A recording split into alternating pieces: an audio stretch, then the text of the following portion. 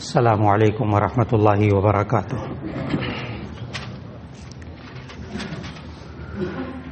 نحمده ونصلي على رسوله الكريم، اما بعد فاعوذ باللہ من الشیطان الرجیم، بسم اللہ الرحمن الرحیم۔ الذين ينفقون في السراء والضراء والكاظمين الغيظ والعافين عن الناس والله يحب المحسنين، صدق اللہ العظیم۔ اللہ رب العزت جو ہم سب کا بھی خالق ہے، ہمارے مزاجوں کا بھی خالق ہے، ہمارے جذبات کا بھی خالق ہے، وہی اللہ ہمارے نوجوان بچے اور بچیوں کا بھی خالق ہے، ان کے مزاجوں کو بھی وہی بنانے والا ہے۔ لیکن یہ نوجوان بچے اور بچیاں، ان کا ماں باپ کے ساتھ رویہ، ایک تو حسن سلوک تھا جو گزشتہ ملاقات میں موضوع تھا، ایک ہے ان نوجوان بچے اور بچیوں کے اندر غصے کی جذباتی کیفیت، جس سے ماں باپ آج بہت نالاں رہتے ہیں۔ گھروں میں مسائل کی ایک بہت بڑی وجہ نوجوان بچے اور بچیوں کا غصہ ہے۔ اس کو کیسے کنٹرول کیا جائے، ان کو کیسے سنبھالا جائے، ان کیفیات میں اللہ اور اس کے رسول صلی اللہ علیہ وسلم نے ہمیں کیا طریقے بتائے قرآن و سنت میں، آج ان کا تذکرہ مقصود ہے۔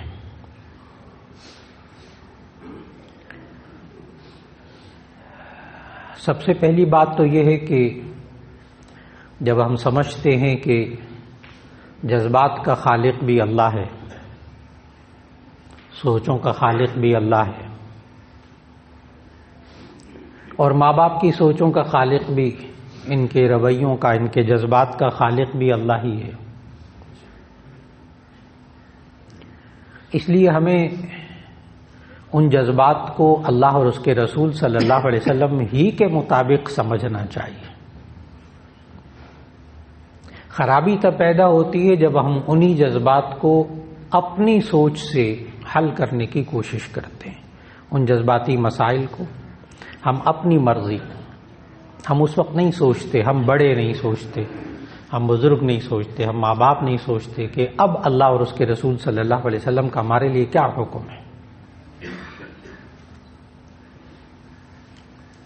کبھی بھی یہ نہیں سمجھنا چاہیے کہ ہمارے بچوں کے اندر، بچیوں کے اندر جو غصہ ہے وہ کوئی بری چیز ہے۔ سب سے پہلے تو یہ ذہن بنا لیں، کوئی آیت، کوئی حدیث آپ کو ایسی نہیں ملے گی جس میں یہ ہو کہ اچھا انسان وہ ہوتا ہے جس میں غصہ نہ ہو۔ کوئی آیت، کوئی حدیث بالکل نہیں ملے گی کہ اچھا انسان وہ ہوتا ہے جس میں غصہ بالکل نہ ہو۔ پھر کیوں کہتے ہیں غصے پر قابو پاؤ، غصہ پینا ثواب ہے، وہ الگ ہے، بھی عرض کرتا ہوں انشاءاللہ۔ اس کے لیے سب سے پہلے غصے کی کیفیت کو سمجھنا ہوگا، اس کی تعریف کو، اس کی ڈیفینیشن کو سمجھنا ہوگا کہ غصہ کہتے ہیں کہ انسان کو خلاف اصول، خلاف مزاج، خلاف مفاد کوئی بات دیکھ کر اس کی طبیعت میں جو تیزی آتی ہے اسے غصہ کہتے ہیں، اور یہ ہر انسان میں ہونا یہ انسان کی خوبی ہے۔ جب تک ہم خلاف اصول، خلاف مفاد کوئی بات نہیں دیکھیں گے، ہماری طبیعت میں اس کے بعد تبدیلی نہیں آئے گی، ہم کیسے امر بالمعروف نہی عن المنکر کر سکیں گے؟ ہم کیسے نیکی کا حکم دے سکیں گے؟ برائی سے کیسے روک سکیں گے؟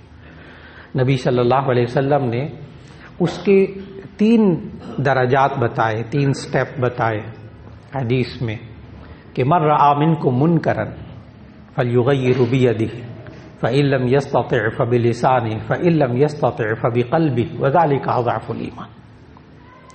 جب ہم غصے کی وجہ سے، جذبات کی وجہ سے اپنے نوجوان بچے اور بچیوں میں کوئی غلط بات دیکھیں تو اس کو قابو پانے کے 3 سٹیپ ہیں۔ غلط بات، اس کو پہلے طے کر لیجئے کہ غلط بات کیا ہے، یعنی گناہ کی بات۔ اللہ اور اس کے رسول صلی اللہ علیہ وسلم نے جس کام سے روکا ہے نا وہ غلط کام، بس بہت آسان سی بات ہے۔ جس بات سے اللہ اور اس کے رسول صلی اللہ علیہ وسلم نے روکا ہے، منع کیا ہے، وہ غلط بات ہے۔ جس سے نہیں روکا وہ جائز ہے۔ یہ انسان کے پاس، ماں باپ کے پاس، بچوں کے پاس، نوجوان بچے اور بچیوں کے پاس اس کی ووکیبلری ہونی چاہیے، اس کا ذخیرہ الفاظ ہونا چاہیے۔ ان کو بار بار ان کے اندر فیڈنگ کی جائے، ان کے اندر بھرا جائے، ان کے ذہنوں کے اندر کیا غلط بات، کیا صحیح بات، کیا غلط بات، کیا صحیح بات، بچپن سے۔ مانے نہ مانے وہ بات کی بات ہے، آپ بھرے تو صحیح نا، کان میں تو اتارے۔ بہت دفعہ ہوتا ہے کہ ماں باپ نے کان میں بات اتاری ہوتی ہے اور بچہ بڑے ہو کے ڈی ایس پی بن جاتا ہے، ایس پی بن جاتا ہے، کمشنر بن جاتا ہے، بڑا پروفیسر بن جاتا ہے۔ وہ پتہ کیا کہتا ہے؟ کہتا ہے میرے والد صاحب مجھے یوں کہا کرتے تھے۔ بچپن میں، جوانی میں کبھی اس بات کا خیال بھی نہیں کیا، لیکن ایک وقت آ کر پھر وہ ٹیپ ریکارڈر اور اندر کیسٹ چلتی ہے، پھر وہ دماغ کی چپ اسے یاد کراتی ہے کہ ماں باپ نے یوں کہا تھا۔ میں تو جی اب ساری زندگی اسی طرح گزارتا ہوں۔ وہ ایک دفعہ کان میں آپ کی بات ڈالی ہوئی کبھی رائے گا نہیں جائے گی کہ وہ اچھائی اور برائی میں کیا فرق ہوتا ہے۔ تو نبی صلی اللہ علیہ وسلم نے جب انسان معاشرے میں، جو میں اولاد کے بارے میں عرض کر رہا ہوں، یہی بات، یہی اصول ہمارے کلیگ کے بارے میں ہے، یہی ہمارے ماتحتوں کے بارے میں ہے، یہی انسان کا اپنے دوستوں کے بارے میں ہے۔ وہی چیزیں آپ وہاں فٹ کیجئے کہ نبی صلی اللہ علیہ وسلم اس کے 3 سٹیپ بتائے۔ من رأى منکم منکرا، جو شخص تم میں سے برائی دیکھے، فیغیر بیدہ، تو اپنے طاقت سے، اپنے ہاتھ سے اس کو روکے، یعنی زور بازو سے روکے۔ محدثین نے لکھا ہے زور بازو میں انسان کے اختیارات بھی شامل ہیں، جتنا اختیار ہے آپ روکیے۔ اگر سمجھتے ہیں مولانا آپ کو نہیں پتا، زور بازو استعمال نہیں کیا جا سکتا، طاقت میں استعمال نہیں کر سکتا، تو نبی صلی اللہ علیہ وسلم نے پھر اس کے لیے دوسرا سٹیپ بتایا۔ من رأى منکم منکرا فلیغیرہ بیدہ، جو برائی چیز، بری بات دیکھے تو اسے چاہیے اپنے زور بازو سے روکے۔ فإن لم یستطع فبلسانہ، اگر یہ نہیں کر سکتا تو زبان سے روکے۔ زبان سے بھی روکنے کا طریقہ، یہ غلط بات ہے، اللہ اور اس کے رسول صلی اللہ علیہ وسلم نے اسے روکا ہے۔ زبان سے آپ حق بات کیجئے، حق طریقے سے کیجئے، حق نیت سے کیجئے، اس کا اثر اچھا ہی ہوگا، فکر نہ کریں۔ 3 باتیں، جب حق بات کہنی ہو، نیت حق ہو، اولاد کو، جوان اولاد کو ذلیل کرنا مقصود نہ ہو، نہ کریں۔ غصے میں ہے تو بس پھر اپنی زبان کو قابو رکھے، نہ بولے، ابھی نہ بولے۔ بچہ غصے میں ہے، ابھی وقت گزرنے دے ذرا تھوڑا سا۔ غصے میں تربیت نہیں ہوتی، غصے میں فساد ہوتا ہے۔ آپ غصے میں ہیں بحیثیت ماں باپ کے، ماں باپ غصے میں ہیں تب بھی وہ بولیں گے، تربیت نہیں ہوگی، فکر نہ کریں، کچھ اور ہوگا۔ نوجوان بچے اور بچیاں غصے میں ہیں، اس وقت تربیت نہ کریں۔ اس کی وجہ کیا ہے؟ اس کی وجہ یہ ہے کہ سائیکالوجی کا ایک نفسیات کا قانون ہے، بارہا تجربہ ہوتا ہے انسان کو زندگی میں، کہ نفسیات والے لکھتے ہیں کہ غصے والے شخص میں اور پاگل شخص میں کوئی فرق نہیں ہوتا سوائے ایک فرق۔ یہ نوجوان بچے اور بچیوں پر بڑا فٹ ہوتا ہے، جو غصے میں بالکل پاگل ہو جاتے ہیں، ان کو کچھ سمجھ نہیں ہے، ماں ہے سامنے، باپ ہے، بڑا ہے، چھوٹا ہے، کہ غصے اور پاگل پن میں کوئی فرق نہیں ہوتا سوائے ایک فرق کے، ہماری نفسیات لکھتے کہ ایک فرق کیا ہے کہ اللہ تعالیٰ محفوظ رکھے ذہنی امراض سے سب کو، کہ پاگل شخص میں اور غصے والے میں ایک فرق ہوتا ہے کہ پاگل شخص کی عقل تھوڑی دیر بعد واپس آنے والی نہیں ہوتی، لیکن اس غصے والے شخص کی تھوڑی دیر بعد عقل واپس آ جاتی، اور جو واپس آتی ہے نا پھر وہ عربی کا ایک خوبصورت محاورہ سنانے لگا۔ جب عقل واپس آتی ہے تو کیا ہوتا ہے؟ عربی کا بہت خوبصورت محاورہ، اپنے نوجوان بچے اور بچیوں کے لیے اسے دیکھیے گا، اور وہ ہے اول الغضب جنون وآخر ندم۔ اول الغضب جنون وآخر ندم، غصے کا پہلا حصہ پاگل پن ہوتا ہے، غصے کا آخری حصہ شرمندگی ہوتی ہے۔ بڑے بڑے جیداروں کو دیکھا، غصے میں بول دیا، غصے میں کٹ دیا، غصے میں برتن توڑ دیے گھر کے، اگلے کی بے عزتی کر دی، بعد میں ندم، شرمندگی۔ اس لیے بچوں کو نا، نوجوان بچوں اور بچیوں کو اس کیفیت سے بچانا ہے، ان کو سمجھانا ہے، دیکھو بیٹا ابھی غصے میں ہو لیکن ابھی اپنے آپ پر قابو پاؤ۔ ابھی قابو پانے کے بھی طریقے عرض کرتا ہوں، قابو پاؤ، لیکن دیکھو ابھی تم جو کچھ کر رہے ہو کہہ رہے ہو آپ ٹھنڈے رہے، بحیثیت ماں باپ کے آپ ٹھنڈے رہے۔ اگر آپ بھی غصے میں آ گئے، ماں بھی غصے میں آ گئی، باپ بھی غصے میں آ گیا، کیس ہاتھ سے نکل جائے گا، معاملہ ہاتھ سے نکل جائے گا۔ آپ اس وقت صرف اتنا، بیٹا غصے کا پہلا حصہ اسی طرح ہوتا ہے، لیکن کوئی ایسا کام نہ کرنا جس سے کہ بعد میں شرمندگی ہو، جس کو سمجھانا ہوگا۔ تو پہلا مرحلہ کہ اپنے زور بازو سے، اپنے اختیارات سے، اپنی طاقت سے اس کو برائی سے روکیں۔ دوسرا اسٹیپ، دوسرا قدم، نہیں کر سکتے فبلسان، اپنی زبان سے۔ اور تیسرا قدم برائی سے روکنے کا نبی صلی اللہ علیہ وسلم نے ایسا بتایا ہے کہ کمزور سے کمزور بندہ یہ نہیں کہہ سکتا کہ میں یہ نہیں کر سکتا۔ تیسرا اسٹیپ ایسا ہے، کوئی بندہ نہیں کہہ سکتا میں یہ تو نہیں کر، میں تو بالکل ہی بے بس ہوں، نہیں، یہ جو تیسرا اسٹیپ ہے اس میں کوئی بے بس نہیں ہے، اللہ کے ہاں پکڑ ہوگی۔ اور وہ تیسرا اسٹیپ کیا ہے؟ نمبر 1، برائی دیکھے نوجوان بچے اور بچیوں، ان کو زور بازو سے روکے، نہیں کر سکتا زبان سے روکے، نہیں کر سکتا تو کم از کم اس برائی سے کو دل سے برا تو سمجھے۔ کوئی ایک بندہ کہہ دے اٹھ کے معاشرے میں سے کہ جی میں تو یہ بھی نہیں کر سکتا، نہیں، غلط بات، غلط بات۔ اور یہ یاد رکھ لیجئے گا، یہ تیسری سٹیج اگر ختم ہو جائے نا، یعنی دل سے اولاد برا کام کر رہی ہو، یہ انسان اس کو برا بھی نہیں سمجھ رہا، یہ بڑی خطرناک سٹیج ہے،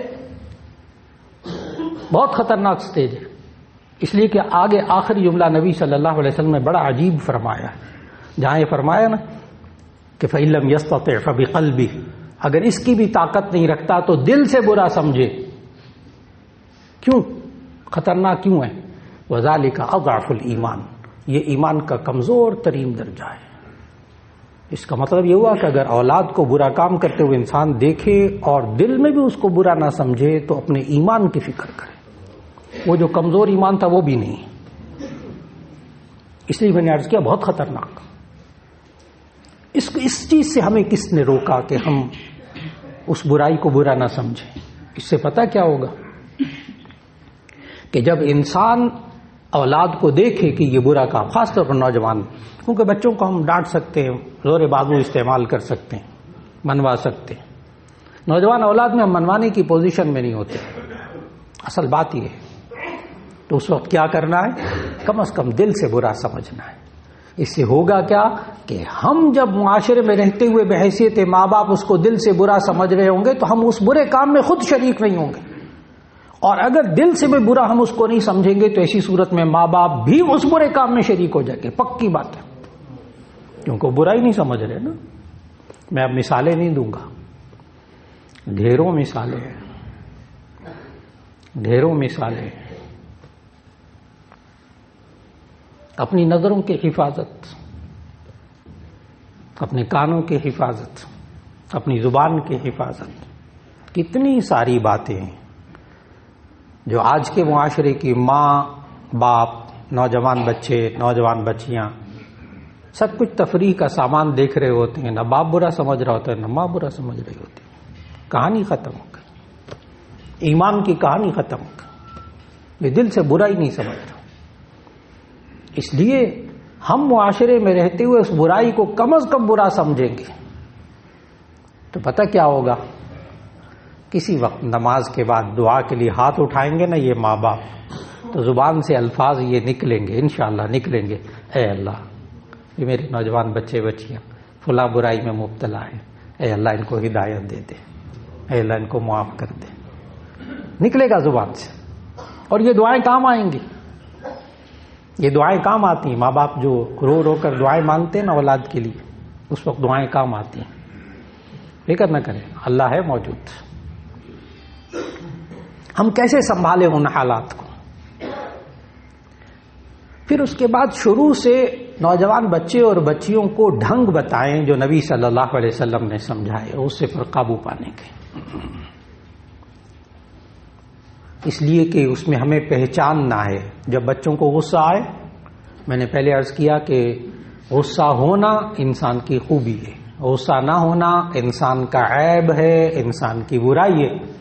یعنی خلاف اصول، خلاف مفاد بات دیکھے اور اس کی طبیعت میں کوئی تبدیلی نہ آئے، اس کیفیت کو عربی کے اندر جبن کہتے ہیں، اس کا ترجمہ بزدلی کیا جاتا ہے، اور نبی صلی اللہ علیہ وسلم نے اس کیفیت سے پناہ مانگی ہے۔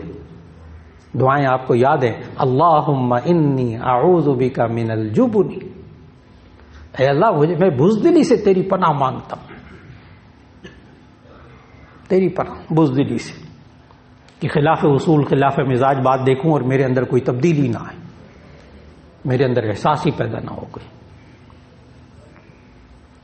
اس لیے غصہ ہونا چاہیے،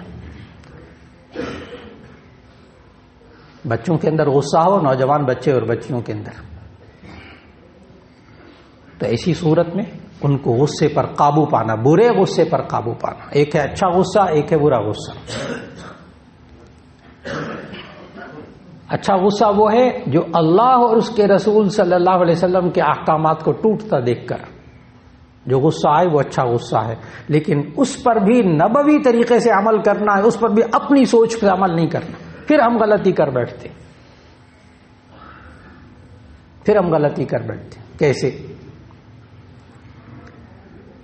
نوجوان بچہ نماز نہیں پڑھ رہا، صبح فجر کے لیے نہیں اٹھ رہا، والد صاحب نے کہتے رہتے تھے، ایک دن غصہ آیا، کھینچ کے لگایا، ظاہر ہے آگے سے کچھ ایسی باتیں سننے کو ملیں گی کہ رویہ بدتمیزی کا ملے گا، غصے کا ملے گا، نوجوان بچہ بچی۔ اب پوچھو کہ آپ نے کیوں مارا بچے کو نماز نہ پڑھنے کی وجہ سے، تو آگے سے کہتے ہیں حدیث میں آتا ہے بچے نماز نہ پڑھے ان کو مارو۔ جی بالکل ٹھیک، لیکن حدیث پوری پڑھنی ہے اصل میں۔ مروا اولادکم بالصلاۃ وهم ابناء 7 واضربوهم وهم ابناء 10 او كما قال علیہ الصلوۃ والسلام، جب بچے 7 سال کے ہو جائے تو نماز کا حکم دو، منواؤ ان سے، اس وقت صرف کہنا نہیں ہے، اس وقت آپ منوانے کی پوزیشن میں، جب تک بالغ نہ ہو۔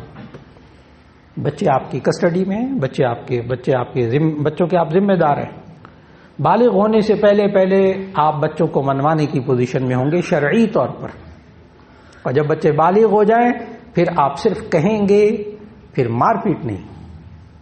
وہ نبی صلی اللہ علیہ وسلم 10 سال کے بچے کو مارنے کو کہا تھا، 10 سال کا بچہ جو پرائمری میں، 5 سال کے بچے کو آپ کلاس 1 میں داخل کرتے، پہلی کلاس میں، 5 سال کا بچہ 10 سال کی عمر، 5ویں کلاس کا بچہ 10 سال کی عمر میں، آپ اس کو ماسٹر بھی اس کو مارتے نہیں، یوں مارتے ہیں وہ ادھر جا کے گرتا ہے، تھوڑی دیر بعد پھر ہنسنے لگ جاتا ہے، کیونکہ ابھی اس کے اندر عزت نفس کا شعور پیدا نہیں ہوتا نا، وہ بالغ ہونے کے بعد پھر کیفیات بدل جاتی۔ تو ہمیں غصہ آئے تو ہم نے نبوی طریقے پر عمل کرنا ہے۔ نبی صلی اللہ علیہ وسلم کو اچھا والا غصہ آتا تھا، حضرت عائشہ رضی اللہ عنہا کی روایت ہے کہ نبی صلی اللہ علیہ وسلم کو اچھا والا غصہ آتا تھا، برا والا غصہ ساری زندگی کبھی نہیں آیا، ایک مرتبہ بھی نہیں آیا برا والا غصہ۔ برا غصہ کیا ہوتا ہے؟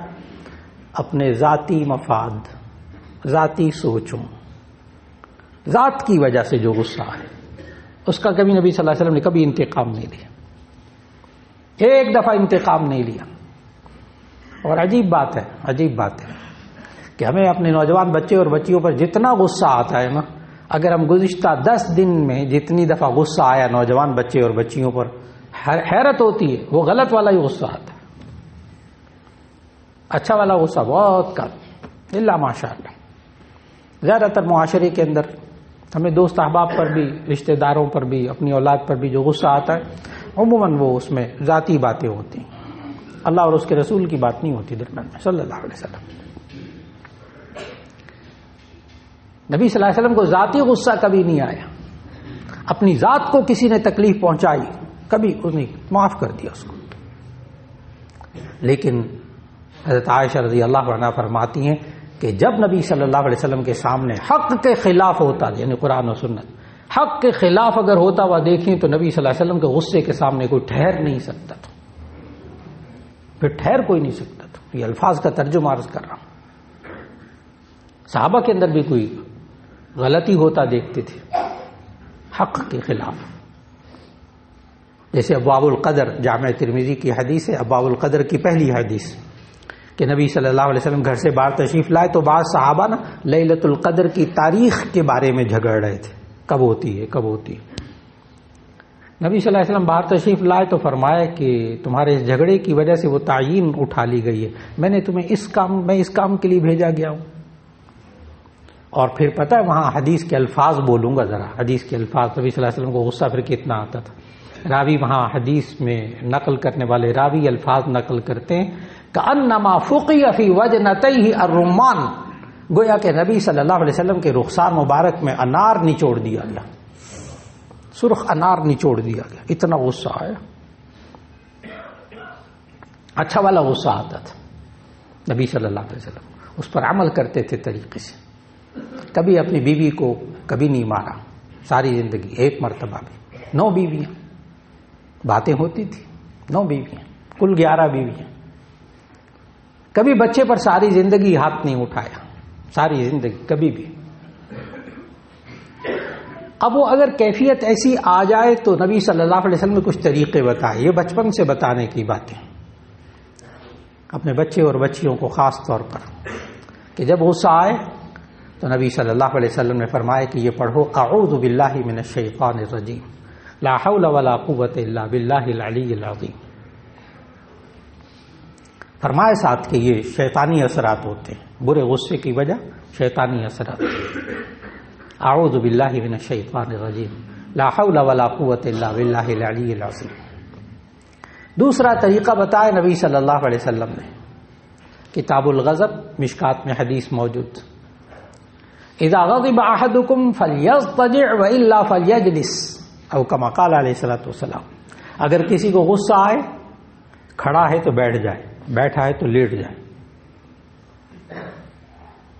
بہت آسان، تھوڑا سا ٹہلنے لگ جائے، اگر بیٹھنے کی جگہ نہ ہو تھوڑا سا ٹہلنے لگ جائے اپنے اعصاب کو، اس لیے کہ غصے کے اندر مسل جو ہے نا وہ اکڑ جاتے، کوئی غصے میں آپ کا دوست ہو نا، اس کو کہے اچھا کرسی پہ بیٹھ تو جاؤ نا، تو آپ بٹھانے کی کوشش کریں، وہ گر جائے گا، بیٹھے گا نہیں، اس لیے کہ اعصاب مسلز اکڑے ہوئے ہوتے ہیں، اور جب وہ خود کھڑا ہوا ہوگا بیٹھ جائے گا تو اس کے مسل ڈھیلے ہو جائیں گے، جب مسل ڈھیلے ہو جائیں گے غصہ کم ہو جائے گا۔ اپنی پوزیشن چینج کر لیجیے، بچوں کو سمجھائے بیٹا ابھی غصے میں بیٹھ جاؤ، تھوڑا سا پانی پی لو ذرا، پھر بات کر لینا، ابھی تم ذرا تھوڑا سا لیٹ جاؤ، بیٹھ جاؤ تھوڑا سا، بھائی آرام سے، پھر بات کر لینا، میرے سے موجود ہوں، میں تمہارے سامنے کھڑا ہوں، لائیے اس طرف، بیٹا ایسا غصے میں ہو، اعوذ باللہ من الشیطان الرجیم لا حول ولا قوت الا باللہ، آپ خود بھی پڑھ لیں۔ 2 طریقے ہو گئے۔ تیسرا طریقہ نبی صلی اللہ علیہ وسلم نے سمجھا، اذا غضب احدکم فلیتوضا، اذا غضب احدکم فلیتوضا، جب تم میں سے کسی کو غصہ آئے تو اسے چاہیے وضو کر لے، وضو کر لے۔ ہائیڈرو تھراپی سائنس بن چکی ہے پورا ڈپلوما کروایا جاتا ہے اس میں، سادے پانی سے علاج، جاپان میں، چائنا میں اس پر باقاعدہ تھراپی ہے، سادہ پانی سے، کچھ نہیں ڈالتے بیچ میں۔ آج بھی بخار ہوتا ہے، جسم گرم ہو جاتا ہے، تپنے لگتا ہے، تو ڈاکٹر کہتے ہیں اب اس کے ہاتھوں پہ پاؤں پہ ٹھنڈے پانی کی پٹیاں کریں تاکہ ٹیمپریچر جسم کا کم ہو، کیونکہ غصے میں ٹیمپریچر ہائی ہو جاتا ہے نا، بی پی ہائی ہو جاتا ہے۔ بچوں کو سمجھانا ہوگا، نوجوان بچوں، بیٹا غصہ آئے تو پہلے جا کے وضو کر لو، یہ چہرہ دھوئے گا 3 دفعہ، یہ ہاتھ دھوئے گا کونیوں سمیت، یہ پاؤں دھوئے گا، سر پہ مسا کرے گا، گردن پہ مسا کرے گا، اس کا غصہ کم ہوگا۔ سکھانا پڑے گا بیٹا غصہ پہلے کم کر لو، پھر آجو بات کر لو، کوئی حرج نہیں۔ یہ نبی صلی اللہ علیہ وسلم نے طریقے سکھائے، اور یہ ذہن میں رکھیے گا یہ سائنسی طریقے نہیں، سائنس تائید کر رہی ہے اس کی، لیکن یہ سائنسی طریقے نہیں۔ سائنس کہتے تجربات اور مشاہدات کے ذریعے، اور نبی صلی اللہ علیہ وسلم جو بات بتاتے ہیں وحی الہی کے ذریعے، دونوں میں فرق ہے۔ سائنس غلط نہیں ہے، سائنس بھی ٹھیک ہے، وہ تجربات اور مشاہدات ہوتے ہیں، اور نبی صلی اللہ علیہ وسلم جو بات بتاتے ما ينطق عن الهوى ان هو الا وحی یوحى، وہ تو وحی ہوتی ہے، وہ تو خالق بتاتا ہے، جس نے بچوں کو پیدا کیا، جس نے ہمارے دماغوں کو پیدا کیا۔ اور اپنے نوجوان اور بچیوں کو غصے کو دبا کر نفسیاتی مریض نہ بنائیں، نفسیاتی مریض نہ بنائیں، یا وہ نفسیاتی مریض بنے گا یا وہ باغی بنے گا، یعنی یا فرسٹریشن ہوگی یا ڈپریشن ہوگا، دونوں میں سے کوئی ایک راستہ بچہ اختیار کرتا ہے۔ پھر یہ غلطی نہ کرے، یہ غلطی نہ کرے، یا وہ فرسٹریشن کا شکار ہوگا، آپے سے باہر ہوگا، بغاوت کرے گا، اور یا وہ بات کو مان لے گا، دب جائے گا، ہر وقت دباتے رہیں گے تو نفسیاتی مریض ڈپریشن میں چلا جائے گا۔ دونوں سے بچائیے، آج کل بہت عام ہو چکے ہیں۔ بچوں کی خواہشات کو کچھ لینا، ان کی رہنمائی کیجیے۔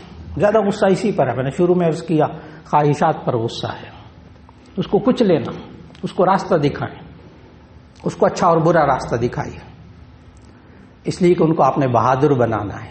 یہ ہمارے نوجوان بچے اور بچیاں جو بدزبانی کرتے ہیں غصے میں آ کر، جو گھر کی چیزیں توڑتے ہیں، جو مارتے پیٹتے ایک دوسرے کو، یہ اپنے آپ کو اس وقت بہادر سمجھتے ہیں، اور نبی صلی اللہ علیہ وسلم نے بہادر کسی اور کو کہا ہے، حدیث سنانے لگا ہوں۔ نبی صلی اللہ علیہ وسلم نے فرمایا لیس الشدید بسرعہ انما الشدید الذی یملک نفسہ عند الغضب، طاقتور اور پہلوان وہ شخص نہیں ہے جو غصے کے وقت دوسرے کو پچھاڑ دے، طاقتور وہ شخص ہے جو غصے کے وقت اپنے آپ پر قابو پا لے۔ اپنے نوجوان بچے اور بچیوں کو بہادر بنائیے، طاقتور بنائیے، کیسے کہ وہ اپنے غصے پر قابو پائیں۔